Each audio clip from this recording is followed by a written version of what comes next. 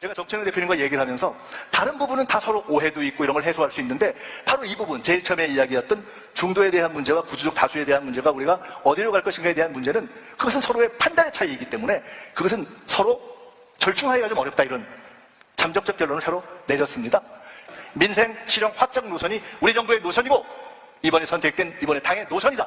화를 내도 진지하게 잘 안 내는 사람이잖아요. 근데 진지하게 화를 냈어. 그러니까 진짜 화난 것 같아. 그러니까 이 페이스북에 보통 한 줄씩 올리고 그게 굉장히 전략적이잖아요. 그게 조화를 하는 것이기도 하고요. 그런데 지금 뷰리핑 화면에도 나가고 있는 것 같습니다만, 지금 나가고 있습니다만, 굉장히 큰 장문의 글을 올리면서 제가 다 소개해드리기는 좀 어렵고요. 이렇게 얘기합니다. 어제 잠깐의 대화가 오늘 프레젠테이션의 소재가 될 줄은 정말 몰랐다라고 얘기하면서 직전 전당대회 경쟁자 실명을 거명하면서 일방적으로 주장한 것은 거의 폭력적이라 이렇게 얘기하고, 또 이제 마이크 독재라는 말까지 이제 나왔어요. 제가 이제 이걸 토론해야 된다고 하는 게 뭐 실질적이 아니라 탁당 공론 고담 중론하자 이런 뜻이 아니에요. 예를 들자면 우리가 이제 보통 언론사에서 이런 거잖아요. 1부터 10까지 이념 지형을 나누잖아요. 그럼 중도가 어딥니까? 5.5가 중도예요? 6이 중도예요? 아니면 4부터 8까지가 중도예요? 그게 상대적 개념이란 말이에요. 진보, 중도, 좌파, 우파 하는 거는 나는 저분에 비해서 진보적이라는 상대적 개념이에요. 근데 집권 여당일 때는 정책 노선을 정해야 되기 때문에 이 임의의 기준을 정해야 됩니다. 민생지원금 500원 주는 게 중도인지 전 국민에게 1,000원씩 주는 게 중도인지 이걸 정해야 되는 거예요. 그런 부분에 제가 논쟁을 해야지 이게 정책 노선으로 정확하게 나온다라는 이야기를 하는 거거든요. 그래서 이런 논쟁하는 것을 두려워할 필요 없어요.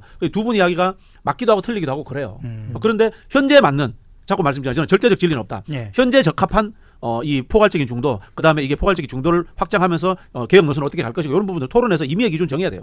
그 이야기를 꺼낼 때 정청래 대표의 실명만 꺼내지 않았어도 오히려 덜 할 수 있었다라는 생각은 또 듭니다. 그래서 굳이 실명을 꺼낼 필요가 없었다라는 좀 생각이 들고요. 그리고 당의 이런 지난 전당대회를 돌아보면 이러이러한 두 개의 다른 노선이 있었다.